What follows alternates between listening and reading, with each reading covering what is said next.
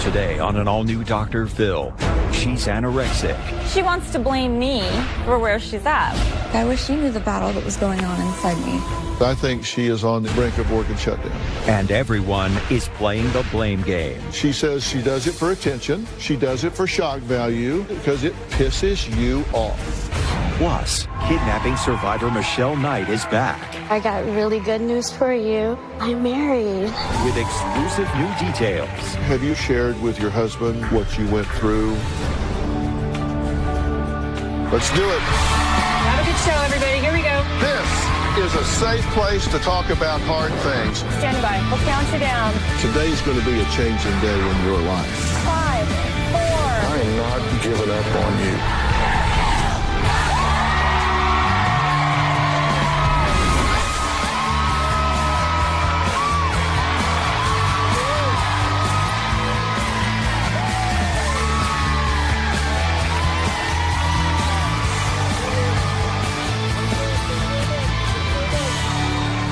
Yesterday, we met Jordan, whose eating disorder has her 5'6" frame down to a shocking 75 pounds.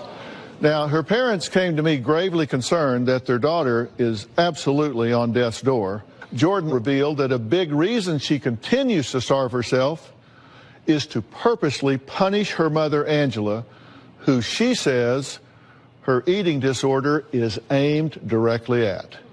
Angela and stepfather Bob say they are out of options for saving Jordan's life because they claim she refuses to be saved. Here's what happened yesterday. Jordan is obsessed with having the perfect body and has literally starved herself to try to get it. Jordan's lost about 75 pounds over the last 8 months.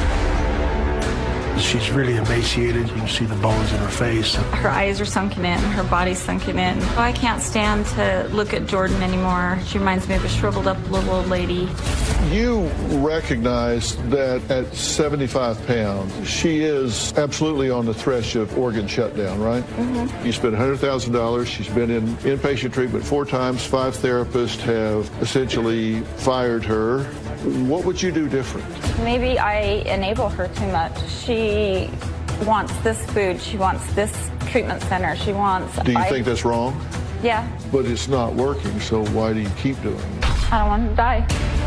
I don't think Jordan wants to get better at this moment. She likes to be a victim. She just wants to continue to get the attention and blames everybody else. I don't trust Jordan to do outpatient treatment because she just twists it. She gives lip service. Therapy's a waste of time. I think she needs a boot camp to work her butt off. She needs to work so hard that she's starving and she needs something to eat. Let's put her in a deep hole and let her get her way out. You said you think she is a manipulative liar. We want her to get better more than she wants to get better. Didn't y'all take her out of the last treatment center? Well, $32,000 a month. Right. We don't have that kind of money. Instead of focusing on getting better, she was just focused on how soon can I get out of here. Well, she was up to 154 pounds. Every time she goes, she does well. She puts on weight and she gets healthy physically. And then she's supposed to come home and continue outpatient therapy. And then she doesn't do anything they ask her to do. Anything. You figured she would not do well when she got out. Did you take out a life insurance policy on her? I did. When I look at pictures of myself, I always feel I look disgusting. I just see fat. I'm constantly checking my body. I love seeing the bones sticking out. I've gone 4 days without eating. I have abused laxatives. In the past, I would take 30 a night. The thought of gaining weight is more scary to me than dying. You eat how many calories a day? Probably around 160. And the recommended daily allowance for somebody your height and weight is between 2,000 and 2,400. What's your goal? Why are you doing this? I do want to be 75 pounds, 70 pounds, but I don't want to die. Your payoff is the attention, the shock factor. Yeah, it is. And dying is the ultimate shock factor, right? That's the end. That would also really shove it in your mother's face, wouldn't it? Yeah. Do you ever think about how I feel? She just told you she did. She wants you to feel pain. Right, and I do. So this is a tug of war, and so you're just going to turn the volume up. Yeah. Just like, okay, bitch, watch this. She wants to blame me until she takes responsibility for where she's at. She's not going to get better. She says she does it for attention, she does it for shock value, and she does it to spite you. Mm-hmm. That's her weapon and it's to piss you off.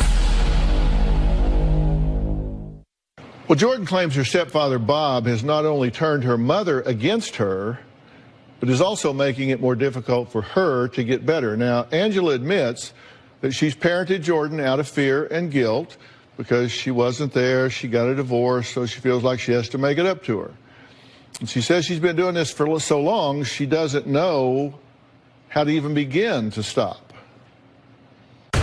Jordan uses her disorder to get whatever she wants. And then, of course, Angie, being the bleeding heart mother, she gives in. And I believe Angie's pretty much enabled Jordan entirely. Whenever she wants to go to the store, I jump and do it for her because I just want her to eat. When bills start coming in for Jordan's health care, I try to help her. Bob tells me not to buy so many things for her, but I just can't help myself. Jordan learned at an early age to somehow convince her she was a horrible mother so that Jordan can get what she wants. Because it's all about Jordan. It'll shock my mom, but I think her love gets a little artificial, but like materialistic. My mom has bribed me multiple times for gaining weight. She bribed me with a cruise. To gain weight, her and my stepdad offered to get me a new car.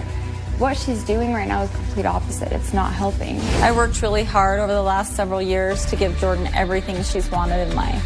Instead of showing gratitude, I get anger, disrespect, and blatant disregard.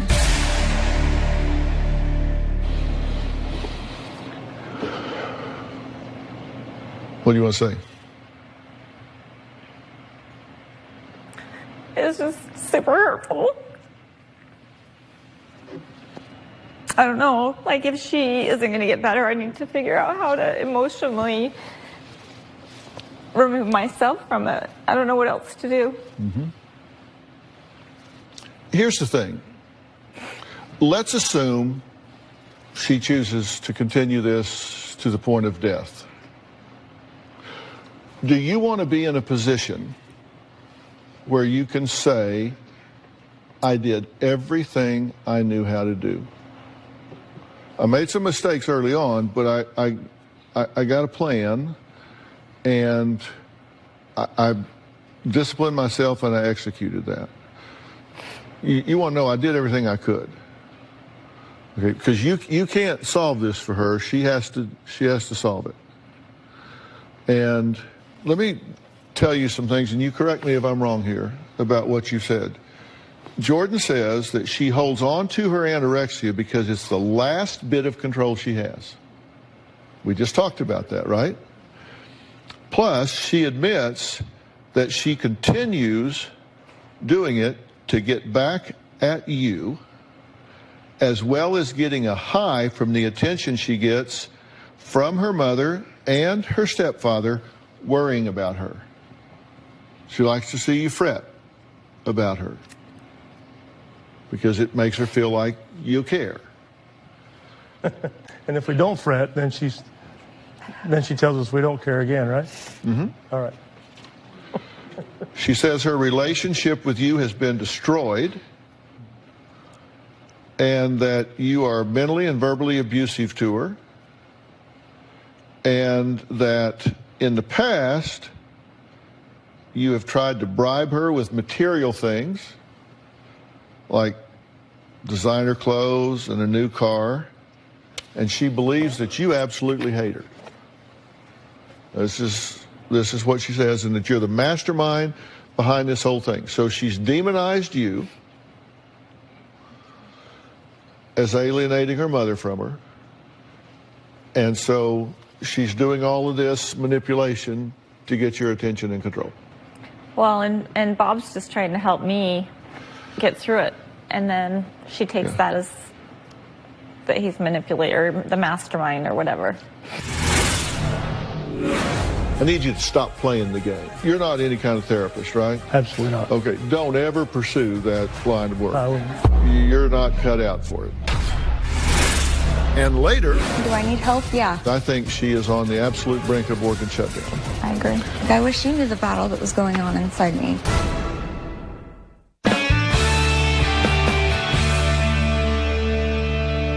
There's some things I want you to change.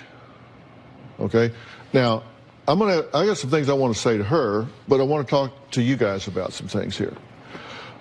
First off, you're not any kind of therapist, right? Absolutely not. Okay, don't ever pursue that line of work. I wouldn't. Because you're not cut out for it. You're not cut out for it. You don't have the patience for it. It's true. Now, she started doing this for whatever reasons, and we can go back and make a list of potentials, but it's now controlling her.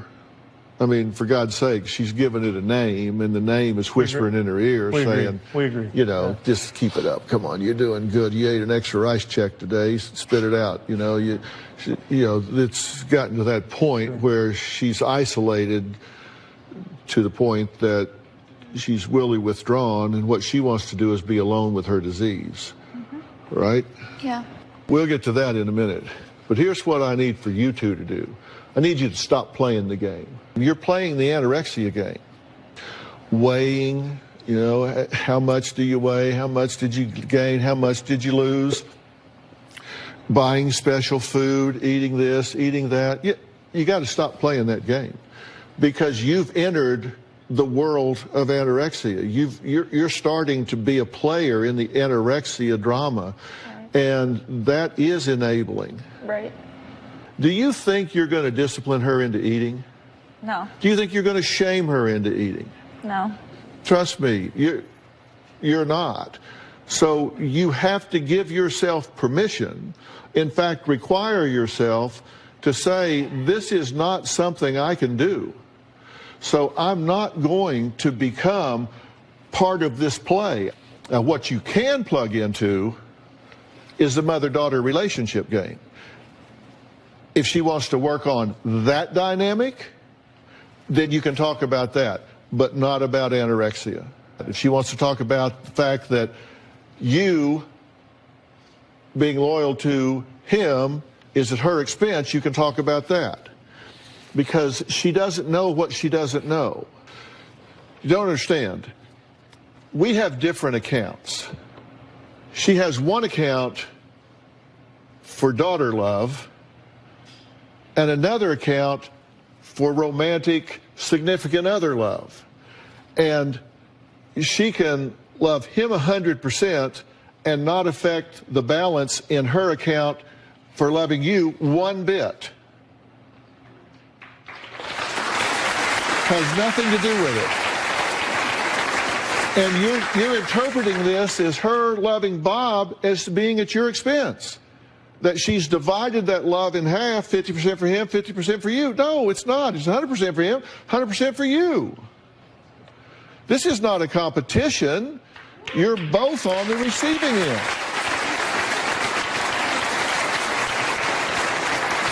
Now, have I run any red lights here, or am I doing good? You're doing good. Is that not exactly right? Yeah, that's exactly right. Do you see what I'm saying?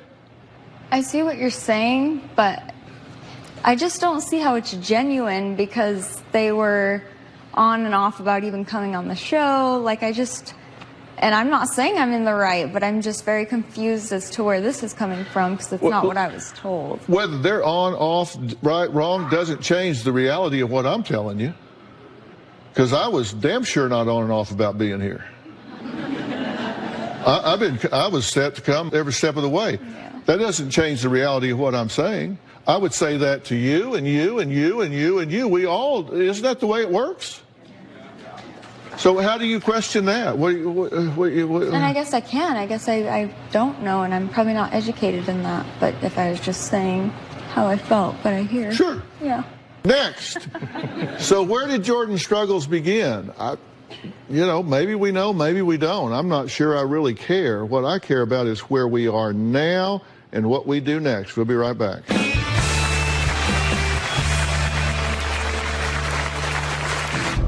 I was just harshly bullied in middle school, and it was for my weight. A few times was told to go kill myself. Jordan always goes back to the body image thing from high school. Like, we've all been bullied in high school at one time or another, but we don't turn anorexic. And later, Michelle Knight returns to share special news with Dr. Phil. I got really good news for you. Dr. Phil, I'm married.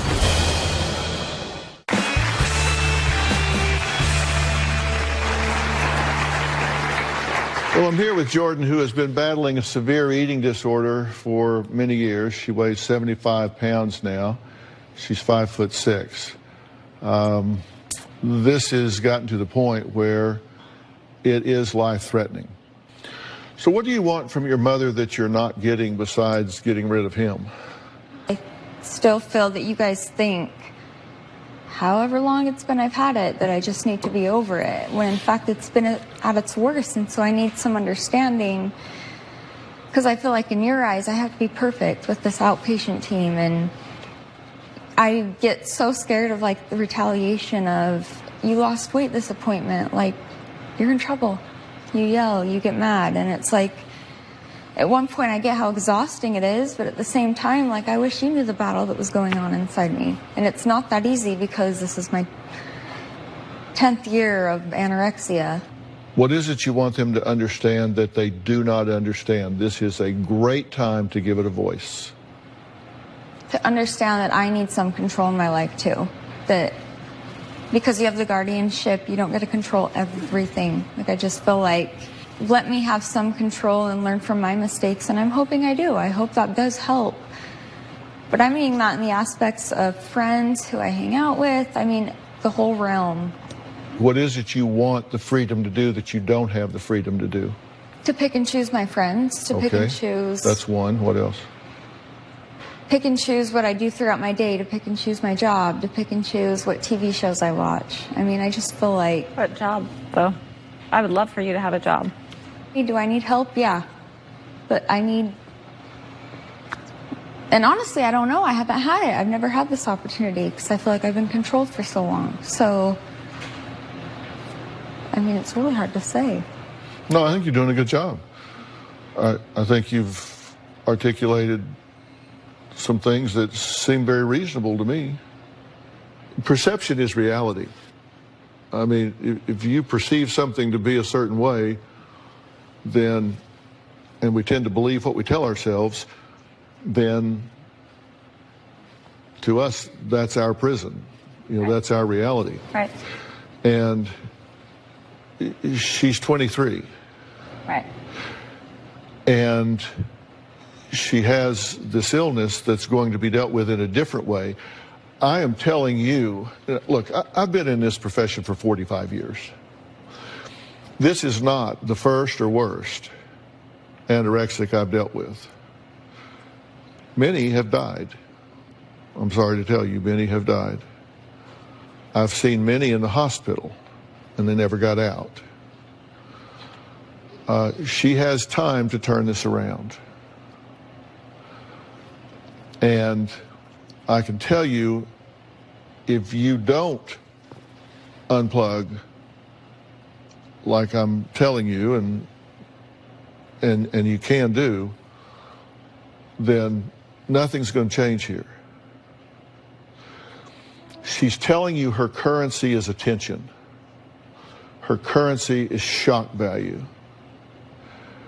And she's doing bad behavior to get it. You just don't reward bad behavior. You just don't reward bad behavior. Whether it's a 2-year-old falling down in the aisle at the grocery store having a tantrum, or a teenager yelling and screaming at you, or whatever. You just don't reward bad behavior. When you reward something, it tends to repeat. Right. When you withhold reward, it tends to extinguish. Right. You're rewarding bad behavior. She's saying, here's my currency, it's attention. Mm-hmm. And what are you doing? You are not attending, you are obsessing. She's asking for some freedoms. And I would really encourage you to take a leap of faith. She's got to have less to rebel against than she does now. I mean, what do you got to lose? Because where you're headed's not good. Right. And speaking of people that she chooses to hang with, one of the friends Jordan has chosen is Zach. And we're going to meet him next. And so everyone involved in Jordan's life will hear what I have to say. We'll be right back.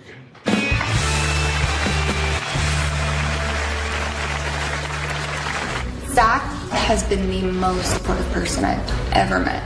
Zach went through my workshop. He stole $26,000 of merchandise. I did not steal from Bob's shop. Whose kid in their right mind would actually date somebody that robbed us?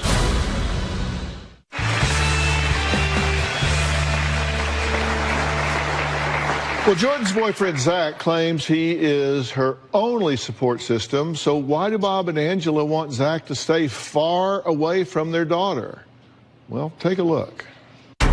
Jordan is in a life or death situation. She is in a lot of pain. She's constantly out of energy. She can barely walk at this point. Her kidneys are constantly hurting.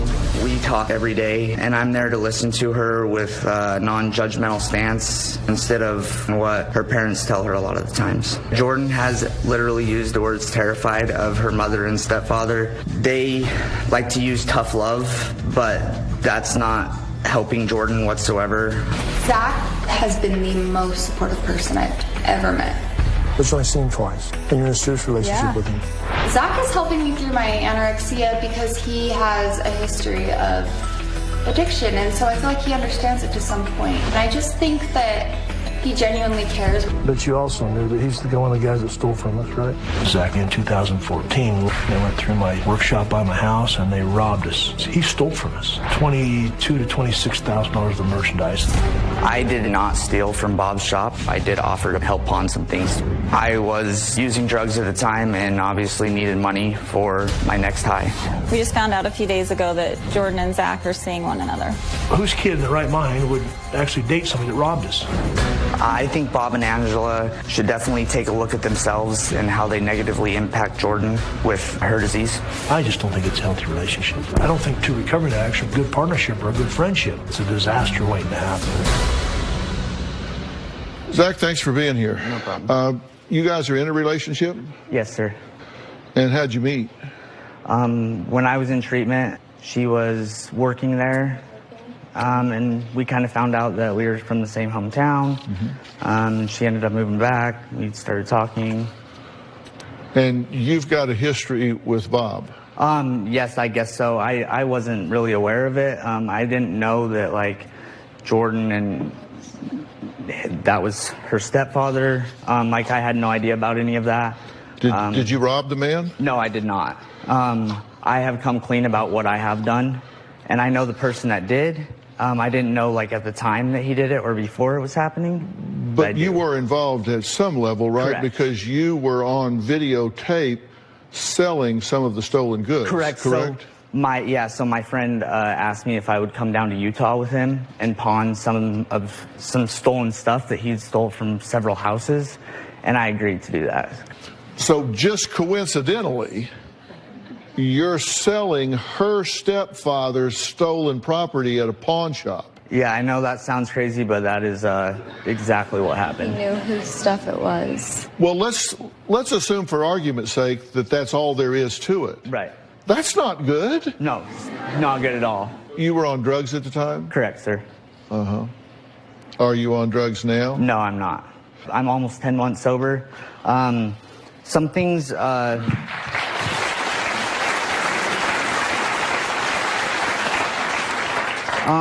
Could you pass a drug test today? Absolutely, I would be happy to.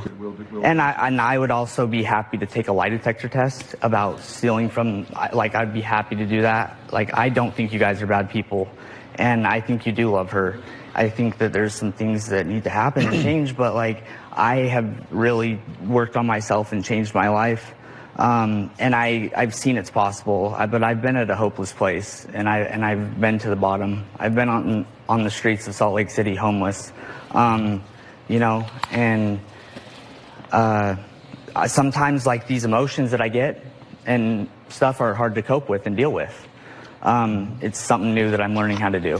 Well, are you this is a very ill young woman. Absolutely. Are you in a position to be a healthy influence in her life? I absolutely believe that I am.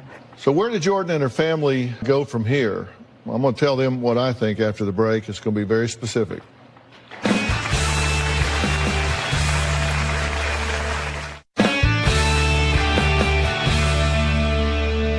Look, I want to be very specific about what I think needs to go on here, okay?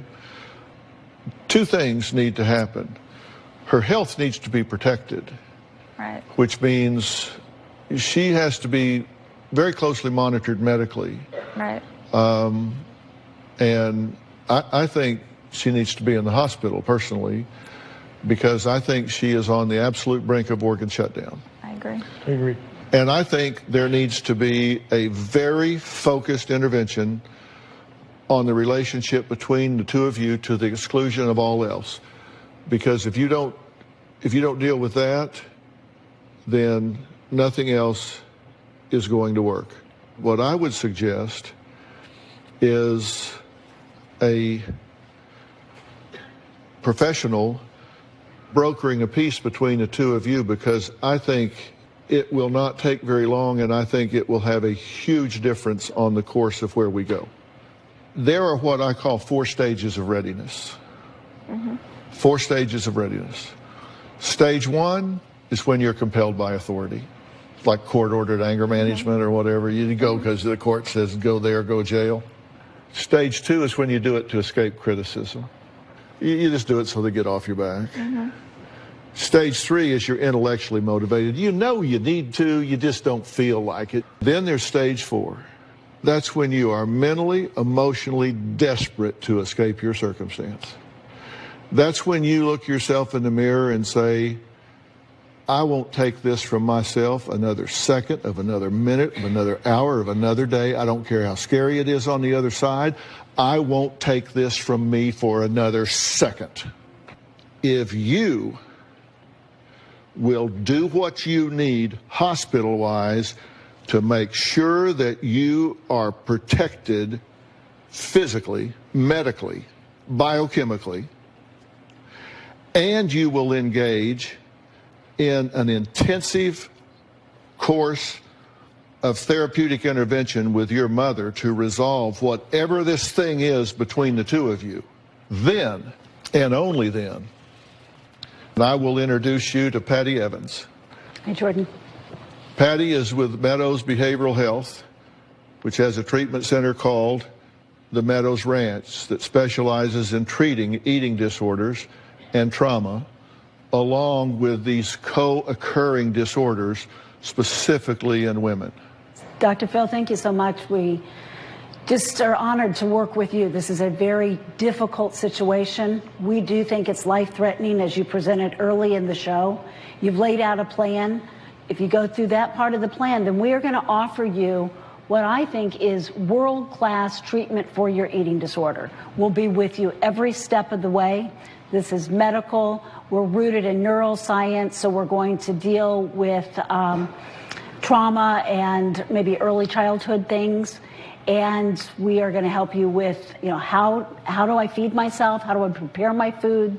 So we're in it 150% with Dr. Phil. If you follow his plan, we want to make this available to you. What do you think? I mean, yeah. I do want it. It's hard to admit, but yeah. It's easy to say. It's easy to say, and it is much harder to do. You're going to have to earn this one. Fair enough? Fair enough. Coming up, she survived 10 years of captivity inside Cleveland's infamous House of Horrors. Michelle Knight is back and has some incredible news she wants to tell me. That's next.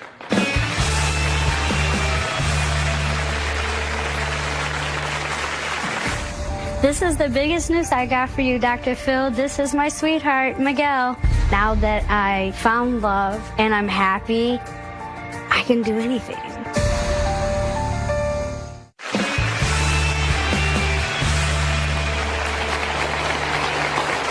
The world was introduced to Michelle Knight right here just months after she was freed from Cleveland's House of Horrors. She spent more than a decade in captivity, chained up, beaten, tortured, and abused by Ariel Castro. One man is now being held responsible for more than a decade of horror. Help me, I'm Amanda Berry. I've been kidnapped and I've been missing for 10 years. Amanda Berry, Gina DeJesus, and Michelle Knight are all safe and sound tonight. Authorities say the victims spent much of their captivity bound, either in the basement or on the second floor of Castro's house. He gets you in this room. What did he tie you up with? One of those orange extension cords that was tied up like a fish, an ornament on the wall. I was hanging like this, my feet, and I was tied by my neck and my arms. Are these the chains? Yeah. So these heavy, rusty, filthy things were around your neck and your waist. Yeah. I was basically chained to the bed. I only had this much chain space, so I couldn't like reach a window or anything. I want to talk about the day you escaped. We found them. We found them. Did you know at that moment that you were free? Yeah. What was the first thing you wanted to do? I wanted to kiss the ground that I was walking on and thank God for letting me get out of that hellhole. 1 year after being rescued, Michelle is stronger, happier, and finally free. Please help me give a warm, warm welcome to this inspiring young woman, Michelle Knight.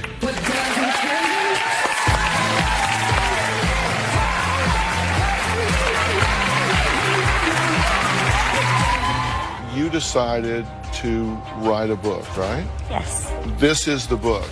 What was it like to It was do more this? than likely a healing experience. It helped me go through all the emotions that I couldn't do on my own.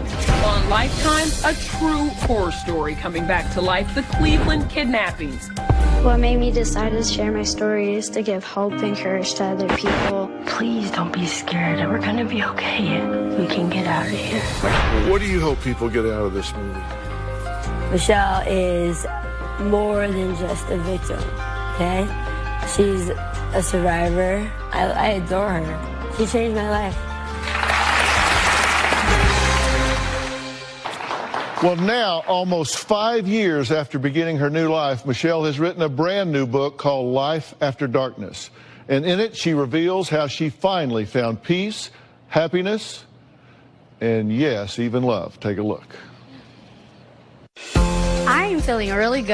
I am very enthusiastic about how my life is going right now. Compared to a decade ago, I was in a place where I was very confused about the world and how the world worked. Now my life is more exciting. I'm doing a lot of new things. My focus right now is helping others. I'm a motivational speaker that goes around the world speaking on the behalf of missing and exploited children, human trafficking. And I want the people out there to know, including the mothers, that they can have strength, they can have hope, and their child will come back. I wrote my second book, and it's called Life After Darkness. It's about my life now and the joys that I'm having. My journey into trusting again, it was a long and painful road. I came so far and everything's so peaceful now. Buying my first home and feeling safe was the most important part. I painted the whole house myself. I also painted pictures that I put on the wall. I also have my lizard, Marla. She's over there in the corner. That is a grandfather clock, and I love it so much. Me and my sweetie picked it out together. This is the biggest news I got for you, Dr. Phil. This is my sweetheart, Miguel. She's a lot different than any person I've ever met. You know, she's been through a lot of things, and it still surprises me every day how strong she is. I love him so much, and he's been a great support system for me. Now that I found love and I'm happy, I can do anything.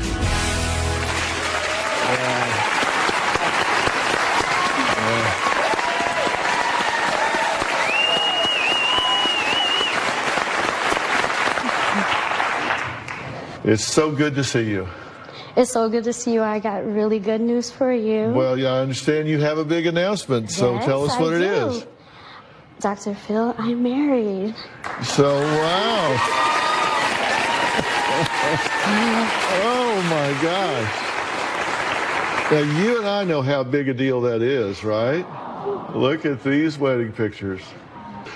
He's a sweetheart. He's a gentle giant. He helps me through a lot of my struggles, but I don't let those struggles affect how I live my life. Right. I still move forward. Right. Well, now, you have written this really uplifting book, Life After Darkness, and I want to read an excerpt from this because it goes to that. It says, "The first time he told me I was beautiful, I had trouble believing him. I had always been told I was ugly. I had been bullied for being short, for my weight, my clothes, my hair. I had been called names that made fun of my looks. But when Miguel said the words, 'You're so beautiful,' I began to realize that he was talking about the me he saw deep inside. That was the me I hoped I was and wanted to be. If he could see that, I thought, maybe it's true. Maybe I really am beautiful. Maybe I do deserve to be loved." So,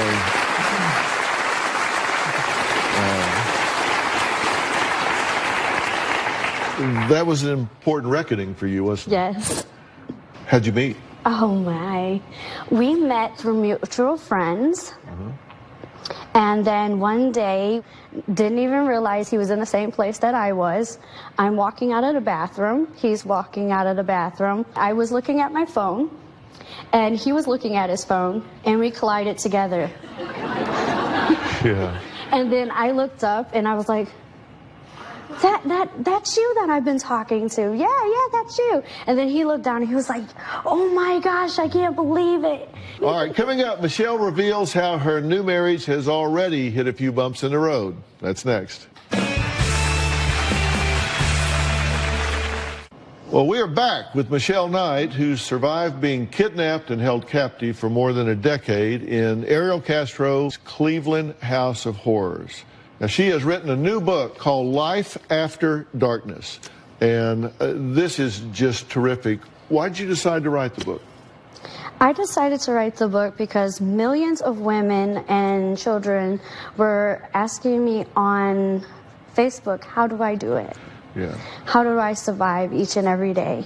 You've worked so hard, and we've stayed in touch, and I've seen the courageous things you've done and overcome. Have you ever shared with your husband the details of what you went through? Have you shared that part of your reality with him? Yes, I have. And when I first told him, it took a while before he could actually comprehend what was going on and how I felt. And it took a while before he was like, you know what? I don't want to know more. Does he make you feel safe? Yes. Yeah. He's my little safe teddy bear. Yeah. Well, it's time. I mean, and you deserve that. So it's so great to hear. Well, I am so glad that you have written this book, and Michelle's new book is Life After Darkness. It is available on May 1st, and you need to be sure to pick up a copy. Her story is beautiful. It's inspiring, and I can tell you it is a must-read, and everybody in my audience today is going home with a copy of this book. For more information, you can go to drphil.com. Thanks so much for watching. Michelle, thank you so much.